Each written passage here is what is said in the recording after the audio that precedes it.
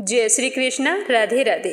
सारे विष्णु भक्तों को शरद पूर्णिमा की हार्दिक शुभकामनाएं। पूर्णिमा का व्रत 16 अक्टूबर बुधवार को रखा जाएगा, क्योंकि इसी दिन शाम को पूर्णिमा तिथि शुरू होगी तो चंद्रमा को भली भांति अर्घ्य दे सकेंगे।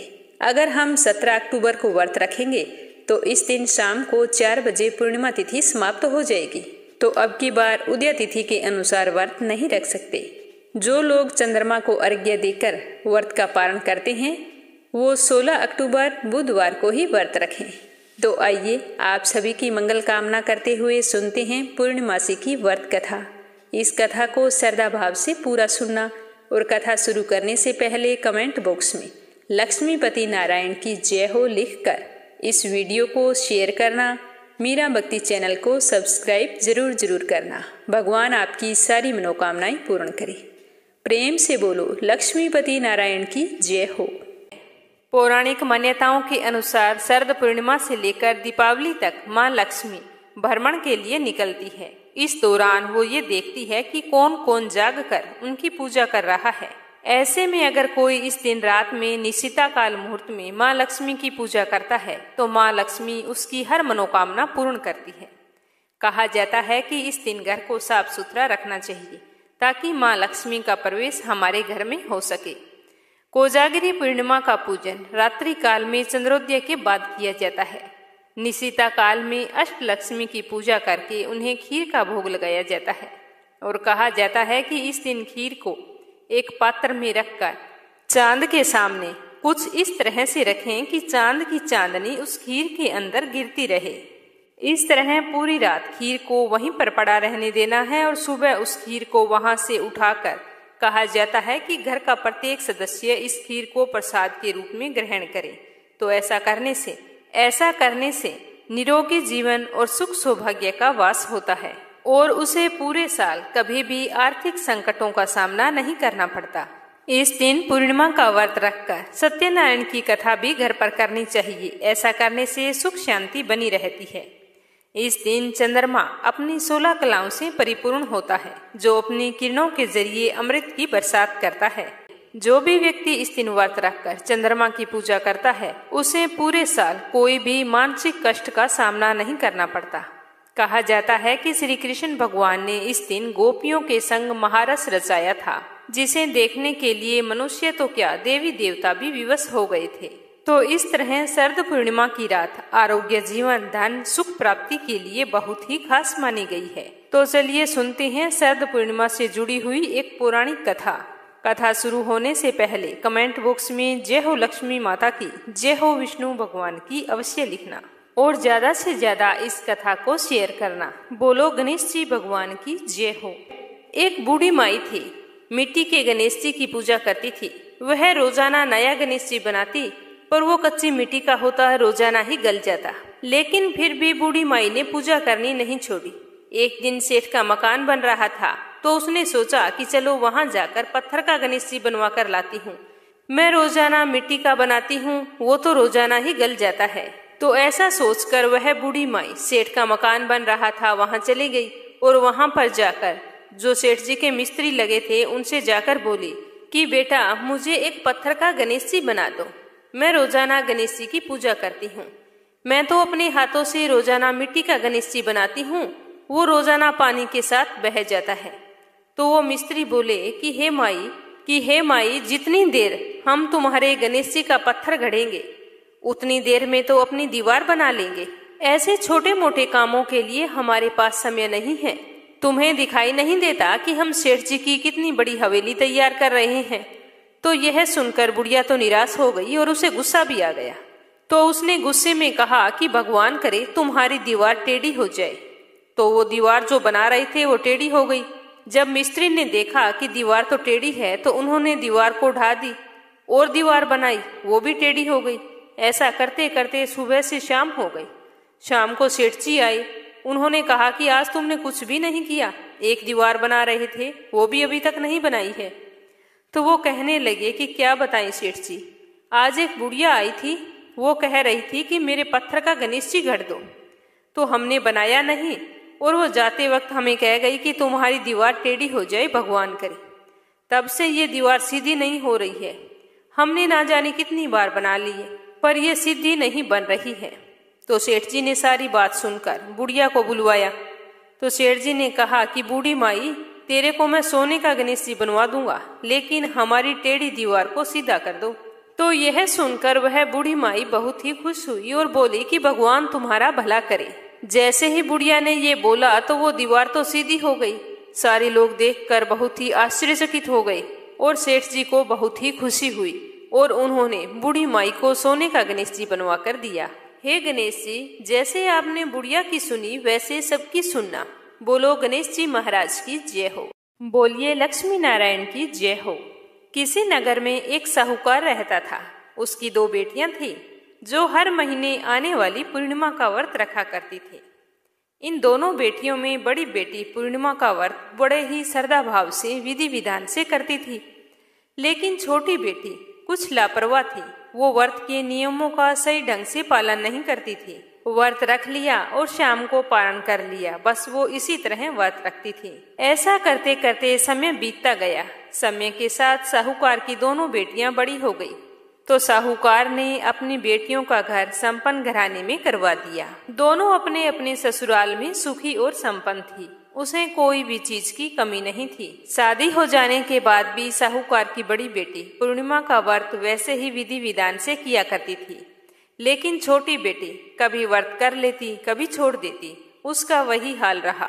समय आने पर बड़ी बेटी के घर पर संतान ने जन्म लिया, तो वह बहुत ही सुंदर और स्वस्थ थी और साथ ही छोटी बेटी को भी संतान की प्राप्ति हुई। लेकिन उसकी संतान ने तो जन्म लेते ही तुरंत दम तोड़ दिया। तो यह देखकर साहूकार की छोटी बेटी को बहुत ही दुख हुआ। इस तरह छोटी बेटी को एक के बाद एक लगातार 3 बार उनकी संतानों ने जन्म लिया और मृत्यु को प्राप्त हो गई। तो अपनी छोटी बेटी को दुखी देखकर साहूकार ने एक दिन ब्राह्मण को बुलाया और अपनी पूरी गाथा सुनाई। तो ब्राह्मण ने कुछ देर विचार किया और फिर साहूकार की छोटी बेटी से कुछ प्रश्न भी पूछे। बाद में उससे कहा कि बेटा, तुम पूर्णिमा का व्रत तो करती हो, लेकिन हमेशा अधूरा व्रत करती हो, इसीलिए तुम्हें व्रत का अधूरा ही फल मिल रहा है, क्योंकि अधूरे व्रत का दोष लगता है। जब भी व्रत रखें तो व्रत के नियमों का पालन करें। जिस किसी का भी आपने व्रत रखा हो तो उसकी व्रत कथा अवश्य सुने। व्रत कथा सुने बिना हमें व्रत का पूरा फल नहीं मिलता। तो ब्राह्मण की बात सुनकर साहूकार की छोटी बेटी की समझ में सब कुछ आ गया कि मैंने लापरवाही से व्रत किए हैं, तभी मुझे दोष लगा है। तो वह बोली कि ये गलती तो मैंने कर दी, पर अब आप ही बताइए कि मेरे अधूरे व्रतों का दोष, मैं अपनी गलतियों का प्रायश्चित करना चाहती हूँ। तो ब्राह्मण ने कहा कि बेटा, आने वाली पूर्णिमा का व्रत तुम विधि विधान से शुरू कर दो। उसके बाद में पूरे नियमानुसार व्रत करना, तुम्हें स्वस्थ संतान की प्राप्ति अवश्य होगी। इस तरह ब्राह्मण व्रत का सारा विधान बताकर चला गया। तो साहूकार की बेटी ने भी ब्राह्मण की बात को बड़े ही ध्यान से सुना और व्रत को पूरे विधि विधान से करने का निर्णय ले लिया। साहूकार की बेटी उस समय गर्भवती थी। पूर्णिमा का व्रत आने से पहले ही उसने एक बेटे को जन्म दिया, लेकिन उसका बेटा जन्म लेते ही मृत्यु को प्राप्त हो गया। तो हर बार ऐसी घटना से साहूकार की बेटी बहुत ही दुखी हुई और अंदर से बुरी तरह से टूट गई और बुरी तरह से विलाप करने लगी। थोड़ी देर बाद जब शांत हुई तो उसने अपने बेटे के शव को उठाकर एक पीढ़े पर रख दिया और एक कपड़े को इस तरह से ढक दिया कि किसी को पता भी नहीं चले। इसके बाद उसने अपनी बड़ी बहन को बुलाया। तो उसकी बहन ने सोचा कि आज ऐसी क्या बात हो गई जो छोटी ने मुझे आज बुलाया है। तो वो जल्दी से अपनी बहन के घर गई। तो उसकी छोटी बहन ने उसे देखते ही बैठने के लिए वही पीढ़ा उसे दे दिया।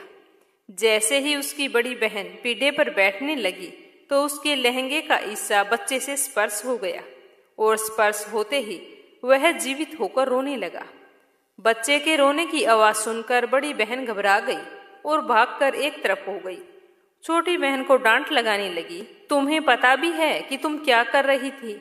अगर मैं इस पीढ़े के ऊपर बैठ जाती तो क्या होता? अगर बच्चे को कुछ हो जाता तो? मुझ पर बच्चे की हत्या का कलंक लगाना चाहती हो? कितनी मुश्किल से तूने 3 संतानों के बाद में चौथी संतान को जन्म दिया है। भगवान की कृपा से अगर ये जिंदा बच गया तो तुम क्या मुझसे मरवाना चाहती थी? तो अपनी बड़ी बहन को चुप कराती हुई छोटी बहन कहने लगी कि दीदी, यह बच्चा तो मरा हुआ था, तुम्हारे स्पर्श करने से यह पुनर्जीवित हो गया है। मेरे ऐसे भाग कहाँ जो मैं एक स्वस्थ बच्चे को जन्म दूं, क्योंकि मैंने तो कभी भी पूर्णिमा का व्रत विधि विधान से नहीं किया था। तुम हमेशा ही पूर्णिमा पर व्रत और तप किया करती थी, इसी के कारण तुम्हें वरदान प्राप्त है और तुम पवित्र हो, और आज तुम्हारी वजह से मेरे बच्चे की जान बची है। अब से मैं भी तुम्हारी तरह हर पूर्णिमा पर विधि विधान से व्रत और पूजन किया करूंगी। तो अपनी छोटी बहन के मुंह से ऐसी बात सुनकर बड़ी बहन को बहुत ही खुशी हुई। उसके बाद से साहूकार की छोटी बेटी भी पूर्णिमा के व्रत नियमानुसार करने लगी, और तभी से इस व्रत का महत्व और फल पूरे नगर में प्रसिद्ध हो गया, और सारे नगरवासी पूर्णिमा का व्रत करने लगे, जिसके फल स्वरूप उन्हें सुख सौभाग्य की प्राप्ति हुई और सारे सुखी और संपन्न हो गए। हे लक्ष्मी नारायण, जैसा आपने साहूकार की बेटी को दिया, उसकी कामना पूरी करके सौभाग्य प्रदान किया, वैसे हम पर भी आपकी कृपा दृष्टि हमेशा बनाए रखना। कहानी कहने वाले की, कहानी सुनने वाले की और हुंकारा भरने वाले की सभी की मनोकामनाएं पूर्ण करना। तो आइए अपने सुख सौभाग्य की कामना करते हुए महालक्ष्मी की व्रत कथा सुनते हैं। बोलो माँ लक्ष्मी की जय हो। द्वापर युग की बात है। सौराष्ट्र में उस समय भद्रसर्वा नाम के एक राजा हुआ करते थे। वे बड़े ही पराक्रमी राजा थे। 4 वेद, 6 शास्त्र, 18 पुराणों का उन्हें ज्ञान था।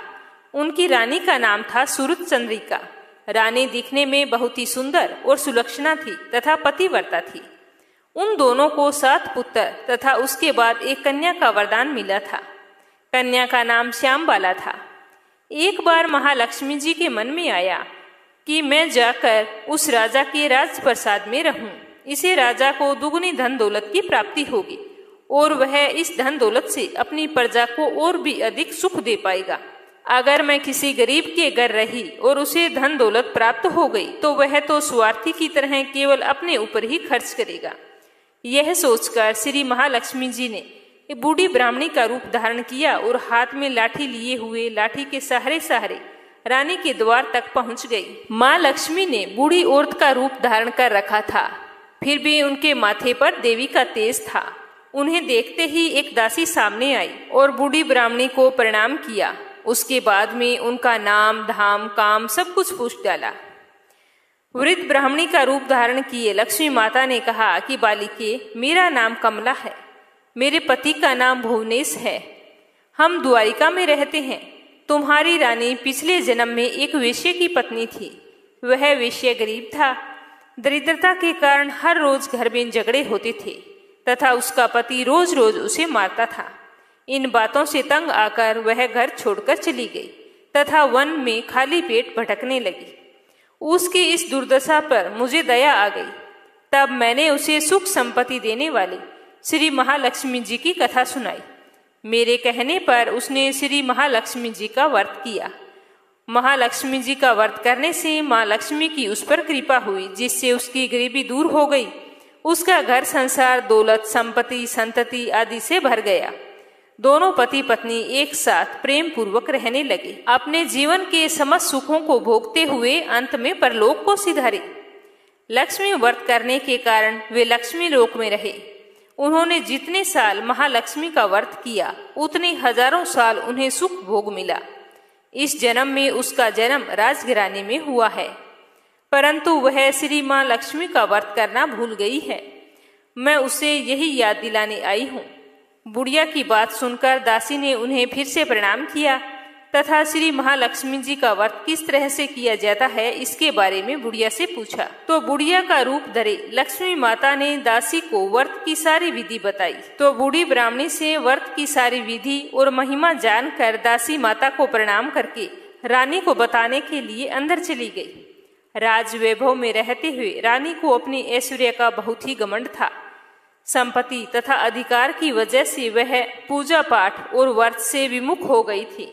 दासी द्वारा बताई गई बुढ़िया की बातें सुनकर वह तो आग बबूला होकर राजद्वार पर आकर बुढ़िया रूपी श्री महालक्ष्मी पर बरस पड़ी। उसे यह मालूम नहीं था कि जो यहाँ पर बुढ़िया का रूप धारण करके आई है वह स्वयं माँ लक्ष्मी है।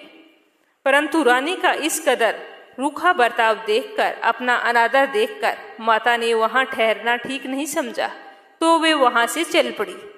रास्ते में उन्हें राजकुमारी श्यामबाला मिली, तो उन्होंने श्यामबाला को सारी बात बताई। तो श्यामबाला ने अपनी माँ की तरफ से माफी मांगी, तो माता को उस पर दया आ गई। उसने श्यामबाला को श्री महालक्ष्मी व्रत के बारे में बताया। तो श्यामबाला ने उस बूढ़ी ब्राह्मणी के कहे अनुसार पूरी श्रद्धा से महालक्ष्मी का व्रत रखा।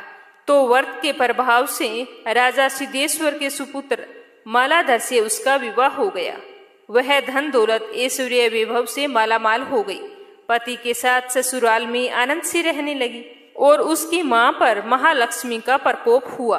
राजा का सारा कारोबार नष्ट हो गया, यहाँ तक कि खाने के भी लाले पड़ गई। ऐसी हालत में एक दिन रानी ने राजा से कहा कि हमारा दामाद इतना बड़ा राजा है, धनवान है, ऐश्वर्यशाली है, क्यों न उसके पास जाएं, अपना हाल उसे बताएं, वह हमारी जरूर मदद करेगा। इस बात पर राजा भद्र सरुआ दामाद के पास रवाना हो गए। राज्य में पहुंचकर एक तालाब के किनारे थोड़ी देर विश्राम करने के लिए ठहरे। तालाब से पानी लेने आती जाती दासियों ने उन्हें देखा। उन्होंने बड़ी ही विनम्रता से पूछताछ की, तो उन्हें मालूम हुआ कि वे तो रानी श्यामबाला के पिता हैं। तो वे दौड़ती हुई रानी के पास गई और सारी बात बताई। रानी ने दासी के हाथ राज परिधान भेजकर बड़े ठाठ से उनका स्वागत तथा आदर सत्कार किया, खान पान करवाया। जब वे लौटने लगे तो सोने की मोहरों से भरा हुआ घड़ा दिया। जब राजा घर वापस लौटे तो उन्हें देखकर रानी बहुत ही खुश हुई। तो राजा ने मोहरों से भरा हुआ घड़ा रानी को दे दिया। जैसे ही रानी ने घड़े का मुंह खोलकर देखा तो उसके अंदर तो मोहरों की जगह कोयले मिले। यह सब श्री महालक्ष्मी के प्रकोप से हुआ था। लेकिन रानी ने सोचा कि मेरी बेटी ने हमारी गरीबी का मजाक बनाया है, इसीलिए कोयले से भरा हुआ घड़ा हमें दे दिया है। उसके बाद राजा रानी की हालत दिन ब दिन बिगड़ती ही चली गई। इस तरह की दुर्दशा देखकर रानी स्वयं अपनी कन्या के पास गई। उस दिन उसकी कन्या श्यामबाला के महालक्ष्मी का व्रत था। उसने पूजा की और अपनी माता से भी व्रत करवाया। इसके बाद रानी अपने घर आई। श्री महालक्ष्मी का व्रत रखने से फिर से उसे अपना राजपाट, धन दौलत, ऐश्वर्य प्राप्त हो गया। वह फिर से सुख शांति आनंद में जीवन बिताने लगी। कुछ दिनों के बाद राजकन्या श्यामबाला अपने पिता के घर आई, तो उसे अपने घर देखकर सूरज चंद्रिका को पुरानी बातें याद आ गई। यही कि श्यामबाला ने अपने पिता को घड़ा कोयलों से भरकर दिया था। ये सब बातें सोचते सोचते रानी ने अपनी बेटी का कोई भी आदर सत्कार नहीं किया, बल्कि अनादर किया। पर इसने इस बात का बुरा नहीं माना। जब वह अपने घर लौटने लगी तो उसने अपने पिता के घर से थोड़ा सा नमक ले लिया और कुछ तो उसे दिया नहीं था। अपने घर लौटने पर उसके पति ने पूछा कि मायके जाकर आई हो, क्या लेकर आई हो? तो पति की बात सुनकर श्यामबाला बोली कि मैं तो सार लाई हूँ। पति ने पूछा कि इसका मतलब क्या हुआ? श्यामबाला बोली कि थोड़ा धीरज रखो, सब कुछ मालूम हो जाएगा। उसने उस दिन श्यामबाला ने सारा भोजन बिना नमक डाले ही बनाया और खाने के लिए परोस दिया। पति ने जैसे ही खाना चखा तो बिना नमक का खाना था, इसीलिए उसमें स्वाद भी नहीं आया। फिर श्यामबाला ने थाली में से थोड़ा सा नमक डाला, इससे सारा भोजन स्वादिष्ट हो गया। तब श्यामबाला ने अपने पति से कहा कि यही है वह मायके से लाया हुआ सार। पति को उसकी बात सही लगी। फिर दोनों हंसी खुशी मजाक करते हुए भोजन करने लगे। कहा जाता है कि जो भी कोई श्रद्धा भाव से श्री महालक्ष्मी जी की पूजा करता है, व्रत रखता है, तो उस पर माँ महालक्ष्मी की कृपा बरसती है, सुख संपत्ति शांति प्राप्त होती है, सारी मनोकामनाएं पूर्ण होती है। तो अब अपने सुनेंगे श्री सत्यनारायण भगवान की व्रत कथा। एक समय नेमिषारण्य तीर्थ में शौनक आदि 88,000 ऋषियों ने श्री सूत जी से पूछा कि हे प्रभु, इस कलयुग में वेद विद्या रहित मनुष्यों को प्रभु भक्ति किस प्रकार मिलेगी तथा उनका उद्धार कैसे होगा? इसीलिए हे मुनि, आप ऐसा कोई व्रत या तप कहिए जिससे थोड़े समय में पुण्य प्राप्त होवे तथा मनवांछित फल मिले। वह कथा हमारी सुनने की प्रबल इच्छा है।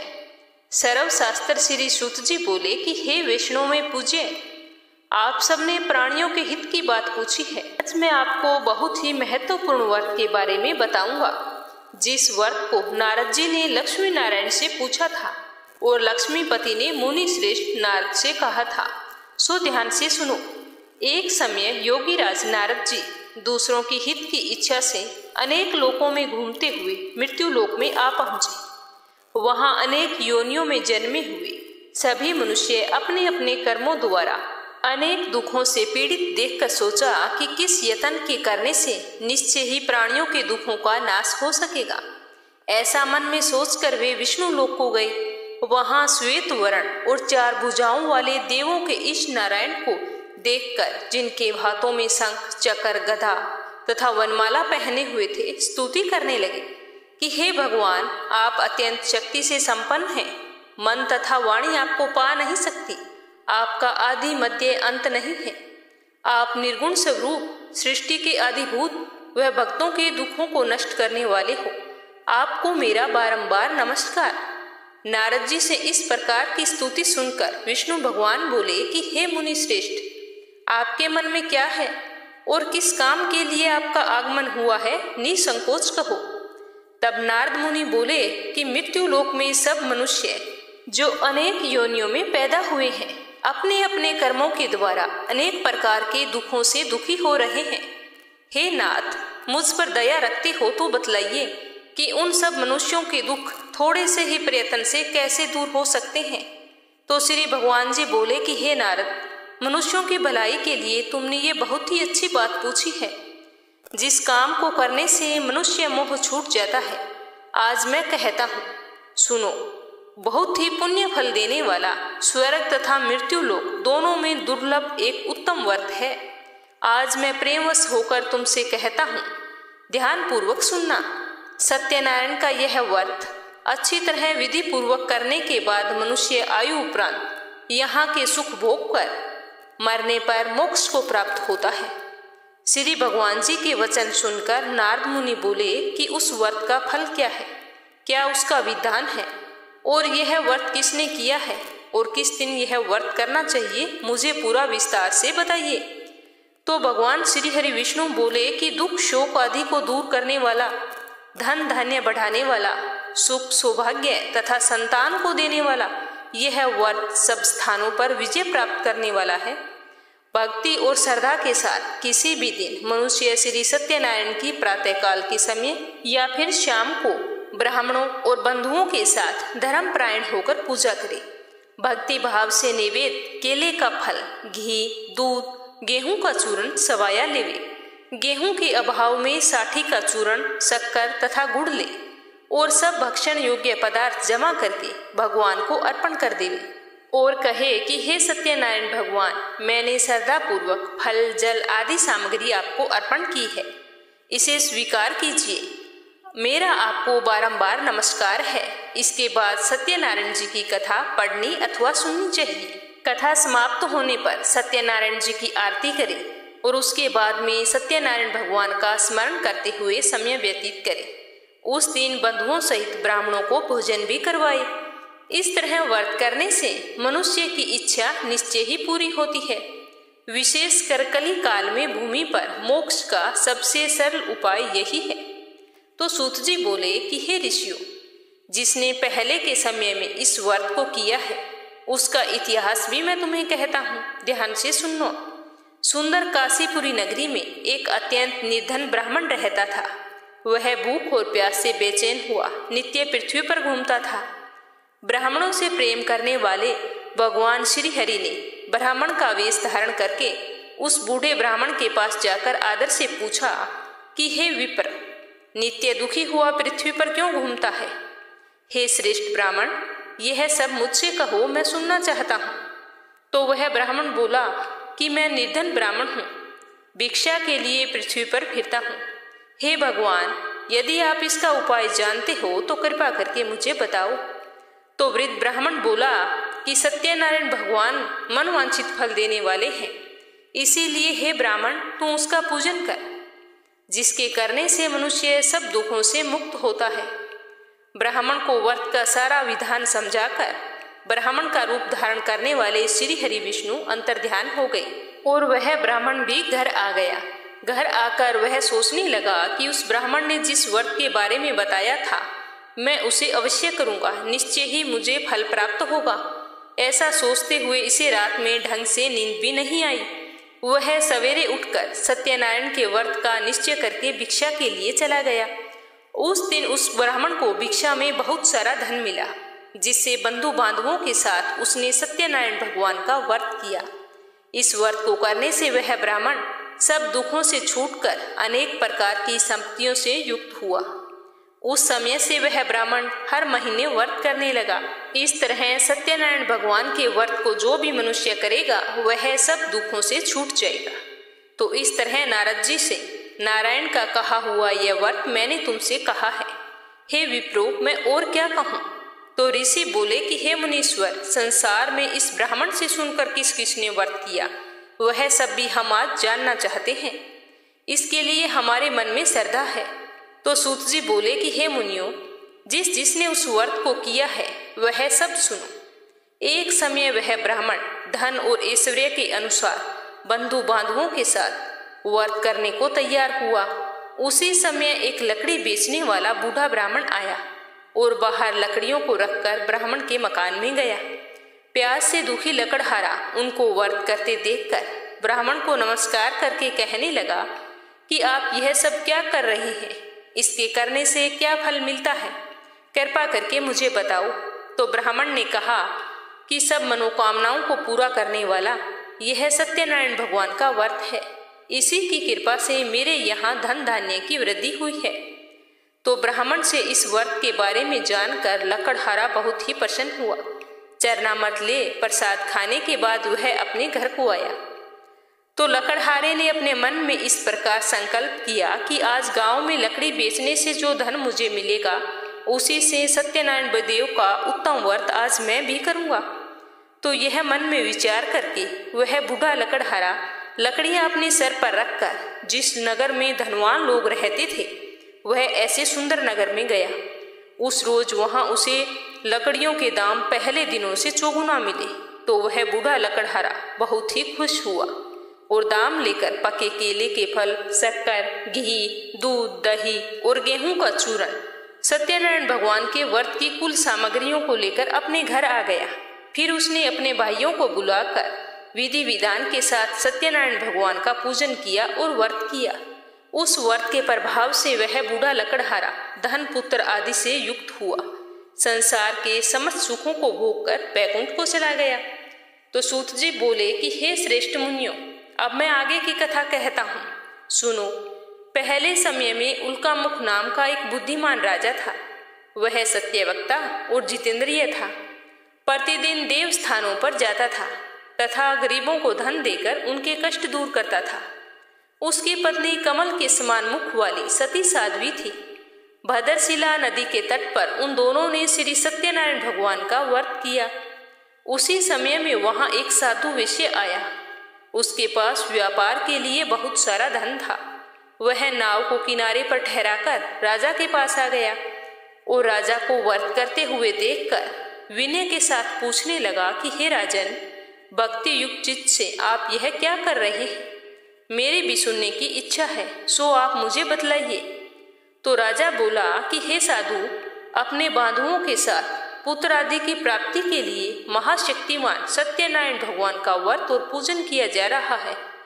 तो राजा के वचन सुनकर साधु आदर से बोला कि हे राजन, मुझे इसका सारा विधान बताओ, मैं भी आपके कहे अनुसार इस व्रत को करूंगा। मेरे भी कोई संतान नहीं है और मुझे विश्वास है कि व्रत करने से निश्चय ही होगी।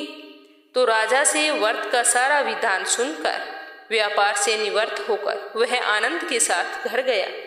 साधु ने अपनी पत्नी को संतान देने वाले उस उत्तम व्रत के बारे में बताया और कहा कि जब मेरे संतान होगी तब मैं भी इस व्रत को करूंगा।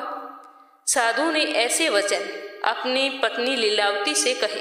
एक दिन उसकी स्त्री लीलावती पति के साथ आनंदित हो सांसारिक धर्म में प्रवृत्त होकर सत्यनारायण भगवान की कृपा से गर्भवती हो गई तथा उसने 10वें महीने बहुत ही सुंदर कन्या को जन्म दिया।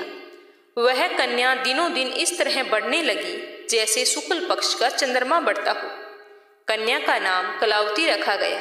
तब लीलावती ने बड़े ही मीठे शब्दों में अपने पति से कहा कि आपने जो संकल्प किया था कि मैं सत्यनारायण भगवान का व्रत करूंगा तो आप उसे करिए। तो साधु बोला कि हे प्रिय, इसके विवाह पर करूंगा। इस प्रकार वह अपनी पत्नी को आश्वासन देकर नगर को चला गया। कलावती पितृगृह में वृद्धि को प्राप्त हो गई। साधु ने जब नगर में सखियों के साथ अपनी पुत्री को देखा तो तुरंत दूत बुलाकर कहा कि पुत्री के वास्ते कोई सुयोग्य वर देखकर लाओ। साधु की आज्ञा पाकर दूत कंचन नगर पहुंचा और बड़ी खोजभाल करके लड़की के लिए सुयोग्य वाणिक पुत्र को ले आया।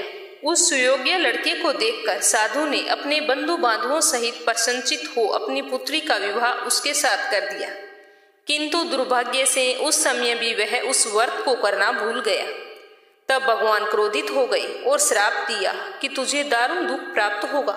एक बार वह साधु अपने जवाई को लेकर समुद्र के समीप स्थित रतनपुर नगर में गया। वहां दोनों ससुर जमाई चंद्रकेतु राजा के उस नगर में व्यापार करने लगे। एक रोज भगवान सत्यनारायण की माया से प्रेरित कोई चोर राजा का धन चुराकर भागा जा रहा था, किंतु राजा के दूतों को आता देखकर उस चोर ने घबराकर भागते हुए राजा के उस धन को वहीं छुपा दिया जहां वो ससुर जमाई ठहरे थे। जब दूतों ने उस साधु वेश्या के पास राजा के धन को देखा तो दोनों को बांध कर ले गए और प्रसन्नता से दौड़ते हुए राजा के समीप जाकर बोले कि हम 2 चोर पकड़कर लाए हैं, देख कर आज्ञा दें। तब राजा ने आज्ञा दी कि उनको कठोर कारावास में डाल दो और उसका सारा धन छीन लो। सत्यनारायण भगवान के श्राप द्वारा उसकी पत्नी भी घर पर बहुत ही दुखी हुई और जो घर पर धन रखा था चोर चुरा कर ले गए। शारीरिक व मानसिक पीड़ा तथा भूख प्यास से अति दुखी हो अन्न की चिंता में कलावती एक ब्राह्मण के घर गई। वहां उसने सत्यनारायण भगवान का व्रत होते देखा तो वहां पर उसने कथा सुनी और कथा समाप्त होने पर प्रसाद ग्रहण करके रात को घर आई। तो माता ने कलावती से कहा कि हे बेटा, अब तक तू कहाँ थी और तेरे मन में क्या है? तो कलावती बोली कि माता, मैंने एक ब्राह्मण के घर श्री सत्यनारायण भगवान का व्रत होते देखा है। कन्या के वचन सुनकर लीलावती भगवान के पूजन की तैयारी करने लगी। लीलावती ने परिवार और बंधुओं सहित श्री सत्यनारायण भगवान का पूजन किया और साथ ही व्रत भी रखा। वर मांगा कि मेरे पति और दामाद शीघ्र घर आ जाए। साथ ही प्रार्थना की कि हम सबका अपराध क्षमा करो। तो सत्यनारायण भगवान उसके इस व्रत से संतुष्ट हो गई और उस राजा चंद्रकेतु को सपवन में दर्शन देकर कहा कि हे राजन, दोनों वेश्यों को प्रातः ही छोड़ दो। उनका सारा धन जो तुमने लिया है वो दे दो, नहीं तो मैं तेरा धन, राज्य, पुत्र सब नष्ट कर दूंगा। राजा से ऐसे वचन कहकर सत्यनारायण भगवान अंतर्ध्यान हो गए। प्रातःकाल राजा चंद्रकेतु ने सभा में अपना सपवन सुनाया। फिर दोनों वाणिक पुत्रों को कैद से मुक्त करके सभा में बुलाया। दोनों ने आते ही राजा को नमस्कार किया तो राजा ने बड़े ही मीठे वचनों से कहा कि हे महानुभावो, तुम्हें भावी विष ऐसा कठिन दुख प्राप्त हुआ है, अब तुम्हें कोई व्यय नहीं। ऐसा कहकर राजा ने उनको नए नए वस्त्र आभूषण पहनाए तथा जितना उनका धन लिया था उसने दुगना धन देकर आदर सहित विदा किया। तब दोनों ससुर जवाई अपने घर को चल दिए। सूत जी कहते हैं कि वेश्या ने मंगलाचार करके यात्रा आरंभ की और अपने नगर को चला। उनके थोड़ी दूर निकलने पर दंडी वेशधारी सत्यनारायण ने उनसे पूछा कि हे साधु, तेरी नाव में क्या है? तो अभिमानी वाणिक हंसता हुआ बोला कि हे दंडी, आप क्यों पूछते हो? क्या धन लेने की इच्छा है? मेरी नाव में तो बेल और पत्ते भरे हैं। तो वेश्या का इतना कठोर वचन सुनकर भगवान ने कहा कि तुम्हारा वचन सत्य हो। दंडी ऐसा कहकर वहां से दूर चले गए और कुछ दूर जाकर समुद्र के किनारे पर बैठ गए। दंडी के जाने के बाद वेश्या ने नित्य क्रिया करने के बाद जैसे ही अपनी नाव को ऊंचा उठा देखा तो अचंबा किया और पास आकर देखा तो नाव में तो बेल और पत्ते भरे थे। ये देखकर मूर्छित होकर जमीन पर गिर पड़ा। फिर मूर्छा खुलने पर अत्यंत शोक प्रकट करने लगा। तब उसका दामाद बोला कि आप शोक न करें, यह दंडी का श्राप है, अतः हमें उनकी शरण में चलना चाहिए, तभी हमारी मनोकामना पूर्ण होगी। दामाद के वचन सुनकर साधु वाणिक दंडी के पास पहुंचा। अत्यंत भक्ति भाव से नमस्कार करके बोला कि हे भगवान, आपकी माया से मोहित ब्रह्मा आदि भी आपके रूप को नहीं जानते, तब मैं अज्ञानी कैसे जान सकता हूँ। आप प्रसन्न होइए, मैं सामर्थ्य के अनुसार आपकी पूजा करूँगा। आप मेरी रक्षा करो और पहले के समान मेरी नौका में धन भर दो। तो उसके भक्तियुक्त वचन सुनकर भगवान प्रसन्न होकर उसकी इच्छा अनुसार वर देकर अंतर्ध्यान हो गए। तब उन्होंने नाव को देखा तो नाव तो धन से परिपूर्ण थी। फिर वो भगवान सत्यनारायण का पूजन करके अपने जवाई के साथ नगर को चला। अपने नगर के निकट पहुंचा तब दूत को घर भेजा। दूत ने साधु के घर जाकर उसकी पत्नी को नमस्कार करके कहा कि साधु अपने जवाई के साथ इस नगर के समीप आ गए हैं। ऐसा वचन सुनकर साधु की पत्नी बहुत ही खुश हुई और बड़ी ही खुशी के साथ सत्यदेव भगवान का पूजन किया और अपनी पुत्री से कहा कि मैं अपने पति के दर्शन के लिए जा रही हूँ, तू उस कार्य पूर्ण करके शीघ्र ही आ जाना। तो माता के ऐसे वचन सुनकर कलावती प्रसाद को छोड़कर पति के दर्शन करने के लिए गई। प्रसाद की अवज्ञा के कारण सत्यदेव भगवान फिर रुष्ट हो गई। उसके पति को नाव सहित पानी में डुबो दिया। कलावती अपने पति को ना देखकर रोती हुई जमीन पर गिर पड़ी। इस तरह से नौका को डूबा हुआ तथा कन्या को रोता हुआ देखकर साधु दुखी होकर बोला कि हे प्रभु, मुझसे या मेरे परिवार से जो भी कोई भूल हुई है उसे क्षमा करो।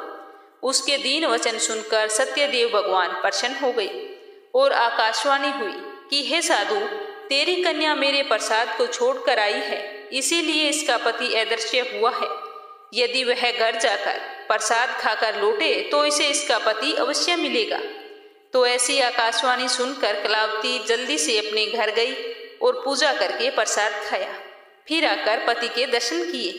तत्पश्चात साधु ने बंधु बांधुओं सहित सत्यदेव भगवान का विधि पूर्वक पूजन किया और उसके बाद से वह प्रत्येक पूर्णिमा को सत्यनारायण भगवान का पूजन करता और व्रत रखता, साथ ही कथा भी करता।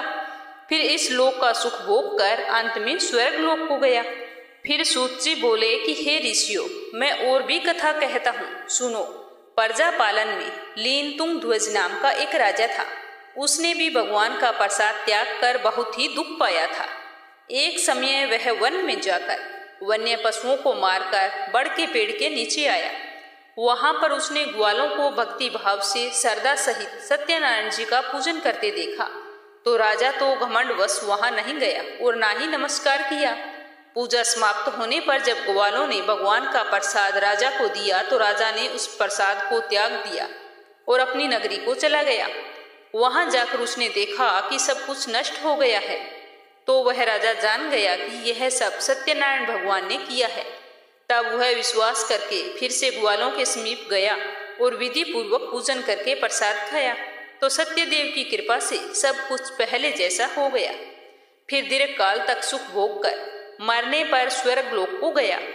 जो मनुष्य इस परम दुर्लभ व्रत को करेगा, भगवान की कृपा से उसे धन धान्य की प्राप्ति होगी। निर्धन धनी बंदी बंधन से मुक्त हो जाता है। संतानहीनों को संतान की प्राप्ति होती है तथा सब मनोरथ पूर्ण होकर अंत में वैकुंठ धाम को जाता है। जिन्होंने पहले इस व्रत को किया था, अब उसके दूसरे जन्म की कथा कहता हूँ। अवृद्धस्तानंद ब्राह्मण ने सुदामा का जन्म लेकर मोक्ष को पाया। उल्कामुख नाम का राजा दशरथ होकर वैकुंठ को प्राप्त हुआ। साधु वैश्य ने मोरध्वज बनकर अपने पुत्र को आरे से चीरकर मोक्ष को प्राप्त किया। महाराज तुंगध्वज ने स्वयंभू होकर भगवान में भक्ति युक्त कर्म करके मोक्ष को पाया। बोलो सत्यनारायण भगवान की जय हो। बोलो विष्णु भगवान की जय हो। आप सभी की मंगल कामना के साथ जय श्री कृष्णा। राधे राधे।